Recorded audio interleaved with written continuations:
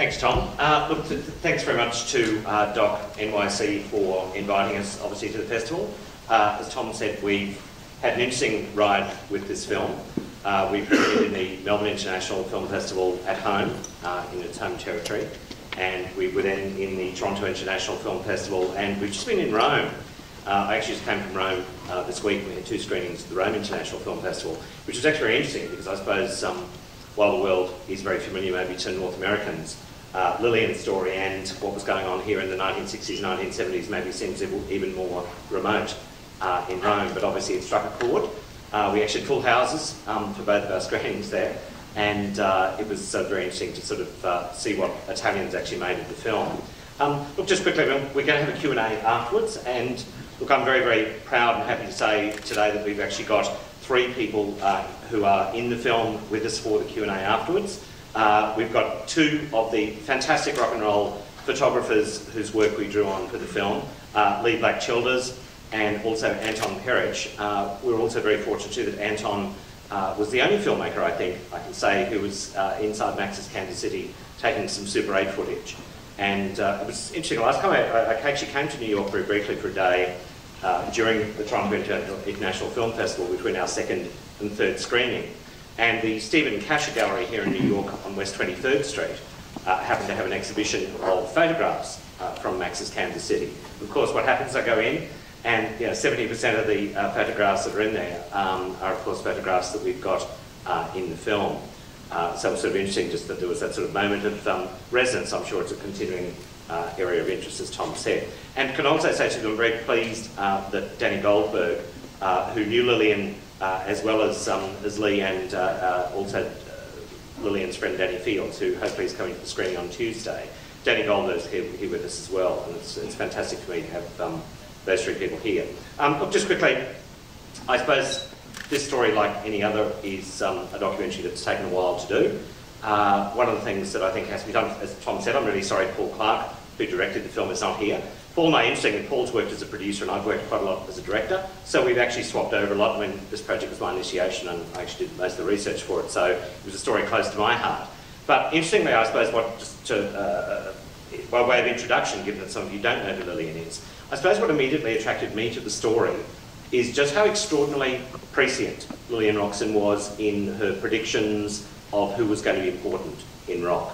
Not only was she taking rock and roll seriously, at a time maybe when other rock journalists maybe were, starting to sort of feel their way, but I think Lillian was always very confident that rock was going to be an incredibly important social force in changing the way in which we lived and sort of thought about our lives.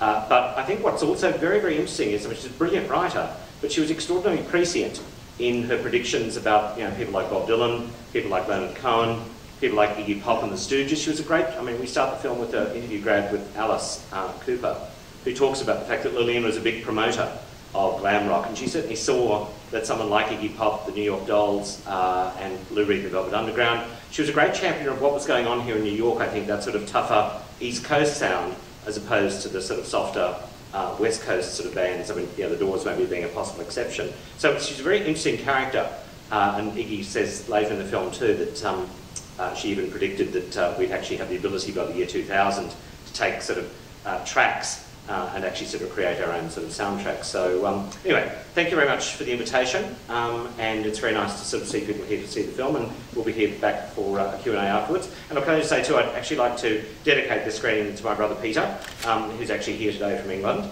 Peter is my older brother, and very instrumental in raising my passion for rock and roll during those sort of formative years. Okay, thanks Tom. Thank you very much. Stick around for the Q&A.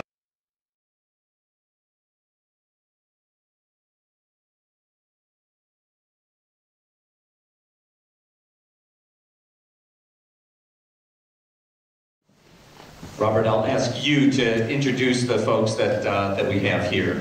Sure. Well, look, in the order in which they've come up, Leee Black Childers, fantastic photographer and fantastic contribution. Thanks to Leee. Danny Goldberg, president of Mercury Records, obviously close friends with Lillian. And last but not least, Anton Perich, who's, again, fantastic photography and super accurate. So, Robert, for you and Paul, what was your entry into this story? Look, I suppose just quickly, I mean, I knew who Lillian Roxon was because of my interest in rock music, I suppose. And when Robert Millikan, who's in the film, actually published his biography of Lillian in 2002, I remember picking the book up and going, oh, of course, Lillian Roxon. And the more I read about it, I suppose I immediately thought this would make a fantastic film. Robert didn't actually spend a lot of time in the biography, interestingly, in her years in New York. I suppose I sort of felt that really that was going to be the core of the story in terms of the film. And I'd already started doing a bit of research on the film. I produced a radio documentary on Lillian and ran into Paul Clark, who I knew from my days at the ABC when we were both there at ABC Television, and told him what I was working on and said, look, you know, given your interest in rock music as well, what about we work on it together? So we then embarked, and there was another director actually initially on the project, the person who actually interviewed Danny, I think, but we then sort of started developing the project. I think, you know, these things take a while, but it gradually all came together, and I suppose the more we worked on the film, the more we thought we had an incredibly strong story. And look, apart from the fantastic contributions, obviously, from our interviewees and also the photographs, I think we're very lucky that we had an incredibly strong and interesting cast of characters. Because Jermaine Greer, who came to Melbourne actually to launch the film, Jermaine was probably, I think it's one of the most candid interviews I've seen to give. So I think just very lucky. Of course, Iggy and Alice were enormously important towards the end of the process in tipping us over into I think a sort of a stronger film, yeah. No, the story of Lillian and Jermaine is a really powerful one in this. Leee, I'd like to turn the microphone to you. I wonder, watching this film, what it brings out of your memories of that time. Well, it's astounding. As the film says, I was just a nobody and know-nothing kid from Kentucky when I came to New York and blundered into the back room of Max's Kansas City, and one of the first people I met and who took me under her wing and immediately became like mother to me was Lillian Roxon. And then you go on with, of course she died so then early in my career, so then you go on and on with your life, and now to see this movie I realized what an incredible impact she had on my life. I don't think I would have had the nerve or the confidence to do anything I did subsequently if I hadn't first met her and been influenced by her and saw that, you know, that you really can do and be what Lillian says you are. Danny, I wanted to kind of ask you a similar question. I mean, I think there's a generation of people who've never heard the name Lillian Roxon before, and I imagine that's something that you encounter with the younger generations that you work with. And I wonder what you think a film like this can do to restore her place in that cultural history. Well, it's the first time I've seen the film, and my congratulations. Really, you guys did a beautiful, beautiful job. And I can't help but look at the credits and reflect on how lucky people are who live in countries where the government actually helps you make art and films. When they are country, well, join that club. We're trying to catch up with the rest of the world. We're a young country. But I just keep reflecting as I watch the movie on the value system. I think it's not only a film about her, but it's a movie about a value system. I didn't know about the push, but to me the push, the beatniks, the hippies, I see the great Jim Farad in the audience, who was a good friend of Lillian's, who was so much part of creating the hippie and yippie culture, was about getting out of pure selfishness, which is the dominant sort of capitalistic value system, into combining it at least with an unselfishness. And she was, although narcissistic and vindictive at times and self-obsessed, was one of the most generous souls ever. And the story that Leee told applies to me and probably 100 people who are living their lives today who would not be where they are without her advocacy and encouragement. And even today, in 2010, here we all are in a movie because she cared about us when no one else did. Anton, I want to hear a word from you. Your photographs are such a vivid record in this film. I wonder what it's like to see those pictures taken. Well, actually, let me put this question to you.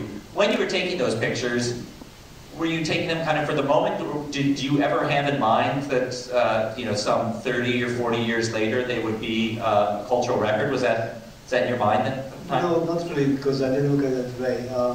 I saw something incredible, and I really, photography at that time was obsession for me. So I was just doing I was shooting pictures while other people were shooting other things. So before I came to New York I spent like 5 years in Paris before coming to New York. So actually I came to Max's for the first night there. So I walked from the French Paris Revolution 1968 to New York City, Max's Kansas City Revolution immediately. So for me, it was so great because I didn't know Lillian well, but I met her and I took some pictures of her. And but I felt that she was mother of something, of musical revolution. And then, of course, musical revolution is also social revolution. So it's a very important and powerful place where she was every night there. It's funny because when I first saw the title Mother of Rock, I just thought it was a kind of a conceit as a title, but when I hear all of you talk, there is that mothering quality is a real part of it. Tom, I wonder if you can bring up the house lights so we can take some questions from the audience. If you have a question, raise your hand and I'll call on you. Yes, right here. I actually have a million questions. I'm going to try and narrow it down, but I don't care a thing about rock music, and I was thoroughly entranced by the film, so thank you. That's good. Yes, and I was wondering if you all can comment, having lived through that, is there anything in modern culture or in modern New York that mirrors what was happening back then? And is that even possible? I noticed the woman who called her, she called everyone else, and Lillian answered. Now we don't even answer our phones if we don't know who the number is from. So is that sort of organic community and movement even possible? It's a great question. If anyone wanted to hear, comparing the era that's documented this film with New York today is Tony, I'm not the person to answer that, but just one thing before I actually pass the mic to those who can better answer it. I think one of the things that struck us when we were making the film, I suppose Lillian was also lucky enough to live and work in a period in which there weren't layers of managers, minders, etc. And I think she, and Lisa said this, and I think Danny said this too, I mean they didn't think twice, and Lee said too, didn't think twice about sitting down next to Jimi Hendrix and having a meal, or next to Iggy Pop, or, I suppose the cult of celebrity, if you like, and I suppose the layers of management that we probably find in terms of our contemporary rock culture, if nothing else. Like when you're trying to set up an interview for a documentary film. Yes, it just doesn't exist. So, but anyway, I mean, Danny or Lee? Of course it's happening. It's happening in the hearts and minds of young people all over the world. They find their own ways of communicating and their own ways of gathering. But as much as you could love the past, and I do cherish those memories, having a 20-year-old and a 16-year-old at home, I can assure you it's still happening. The idea is to go inside first and then find the outside reflection of it. Yeah, I mean, the time that we were here in New York was astounding because really it's true, like in the back room of Max's Kansas City, you could walk in, like Alice Cooper was saying, and you could look at all the tables and just see a cross-section of everything. Artists, actors, musicians, poets, bums, pickpockets, whores, junkies, and all in the same room, and all just mingling with each other. And once you were in there under the red lights are a blessing, incidentally, because everyone looks fabulous. So then you're all together in the red lights, and so you're all kind of equal, and everything was so easy in that way. And no, that doesn't exist anymore. There's not really a hangout that I can think of. But a few years ago, when MySpace started, and everyone said, get on MySpace, you know, it's really fun. So I thought, oh, it's for kids and things, but I'll go on it. And I started getting all these messages from people on MySpace saying, oh, you were so lucky. You were at the time of the 60s and the 70s in New York when there were all the artists all together and everybody was just talking to each other. And now there's nothing like that. There's no way to get to know each other or meet each other. And I would answer them, what are you talking about? You're sitting in the back room right now at home. Mm-hmm. You can just punch a key and talk to practically anyone you want to. It's not as intimate, but in some ways it's got its value too. So yeah, it's all the interconnecting between the various arts is still available. It's just not much fun. Any question for bums, pickpockets, and whores in our audience? You, sir. Yeah, I wanted to thank you, Robert and Paul, for bringing the Lillian that some of us knew, who was actually very sweet and very, very smart, and was capable of being very, very vicious to the people closest to her. The secrets that she kept from us are amazing. Push. I had to read the biography to realize who this woman was before she came to New York. She was also the fat girl in the back room of Max's in the red light, and that was very, very hard. She wasn't Pat-assed. She was Lillian, the smartest girl in the room. But the question I have is, though, how do I say this? Lillian told me, she broke a secret with me that I think she regretted. And she told me that she actually was a lesbian. And when the biographer was around town talking to people, I sort of delicately raised this question. I don't think she was an active lesbian, by the way, but she knew that that's who she was. And he said to me that people had whispered that to him in Australia. And yet, that part is not seen, and I think it's a key. This is not a criticism. I love the film. But that at that particular moment, you had very few role models that loved rock and roll who could be a lesbian and be into glamour in the way that she was. And I just think that has to be said out loud. She was a lady of many secrets, and some of them really hurt her. Yeah, look, you're raising a very interesting point. I think one of the things that Paul and I actually making the film struggle with, and I suppose any documentary filmmaker working in film biography is going to do this, we struggled, I suppose, in balancing off life as opposed to work. I mean, the previous film that I made was actually a documentary about Errol Flynn, and it was a similar sort of struggle in a funny way. I mean, Errol's life was so sort of colourful in the public, it was very sort of difficult not to sort of stray into that territory. I suppose one of the things that Paul and I felt is, though, it was sort of interesting. I mean, after we'd done our rough cut of the film, I remember thinking, saying to Paul, look, we just don't have enough of her writing in there. We just, her writing's so brilliant, we've just got to put more in. So we hunted for sort of those, little thumbnail sketches of the Doors and Jimi Hendrix and Janis Joplin, and because I was so, I suppose, having all said on the radio doc, which I suppose was clearly a different exercise. But I think you're raising an interesting thing. I mean, look, we were also aware of that story. We spoke about it with a couple of people. I mean, it's interesting. Richard Neville, who we interviewed from Oz Magazine, talked about that, and his attitude was, well, it was the late 60s, early 70s, people were sexually experimenting, like, yeah, she probably slept with women as well as men, but so what?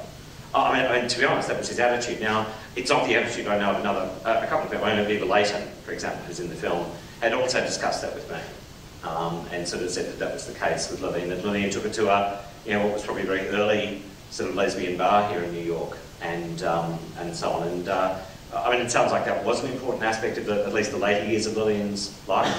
But I don't know. I suppose there was that. Just, I mean, we were so dazzled by her work and her influence, and also the work that I think everyone's spoken about before in terms of her advocacy of people, that we found ourselves drifting more into that sort of side of her story more than the sort of the personal. I mean, just one quick funny aside. When we showed the film in Toronto, there was a Montreal businessman, a very prominent businessman, who was actually on that list of 30, and he was incredibly pissed off that his name was there on the screen as someone who'd actually been one of them. So I think when you sort of move into that terrain, and look, I have to say too, someone spoke to us about this particular young woman that Lillian had actually been very close with. Thank you. We couldn't find her. Thank you for putting Leee Childers Black, who was sort of left out a lot of the storytelling. He was very much like Lillian in the fact that he and she loved these musicians and would do anything to promote them. He would iron a shirt, she would write a story. That's part of the back room of Max's is rarely ever told, and you did bring that into the film, so thank you. Thank you, Jim. Question right here. Yeah, I don't have my chronology right, so it might be a yes or no question. Following on the theme of omissions, I thought she was contemporary of Rupert Murdoch, and that they had sort of gone to school together, and they were different political camps at the time. What was her, because I know you mentioned someone she worked for had gone to work with Rupert Murdoch. Was she in any way a contemporary of Rupert Murdoch, or is that just not related? I don't know that they had any direct contact. We were thinking of going down that path and actually maybe even approaching Rupert Murdoch for an interview at one point. We would have got it on some matter. Zell Rabin, who was someone who she was very close with in Sydney, who she did have an affair with, and sort of continued a sort of relationship with on and off for a long time, to be honest, correspondence and so on. He came to work for the young Rupert Murdoch, but my sense is that Lillian didn't have direct contact with Murdoch, no. Time for one more question, if someone has got a good one. Come on. Yes, the young lady. Another one that you alluded to in the end, the possibility that she might have been murdered.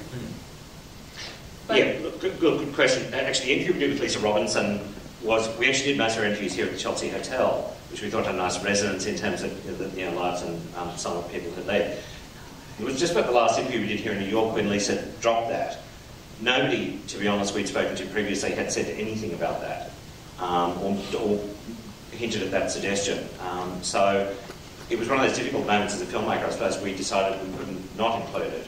But we sort of also, I suppose, on the evidence, which seems to be that Lillian did in fact have an asthma attack and died as a result of that. We had to sort of balance it somehow. So I suppose we put Danny Field's comments in about, well, I didn't find the body, I'll assume it's a fatal asthma attack, and then Derek Hinch's comments obviously. But maybe Danny Goldberg could say something. I will say I was extremely close to Lisa in those days, and this is a subject she never brought up. I think this is something maybe that occurred to her off the top of her head when she was talking at the moment, but I don't believe it's a theory that I myself ever heard, and I was awfully close at that time. Want to let you know that there is going to be another screening of Mother of Rock at the festival. I don't remember the time off the top of my head, but it's in Tuesday, 3:30. Tuesday, 3:30, Robert. And Danny Fields, who wasn't in town today for this, but is going to be at that screening. So do tell your friends to be there Tuesday at 3:30. Also want to remind you, this film is eligible for the Audience Award. Get your ballot if you don't have one already. Tear through the number. Tear right through the middle of the number and vote. We hope to see you in lots more DOC NYC screenings. Very importantly, I want to thank all of our guests, and especially Robert DeYoung coming from Australia. Thank you.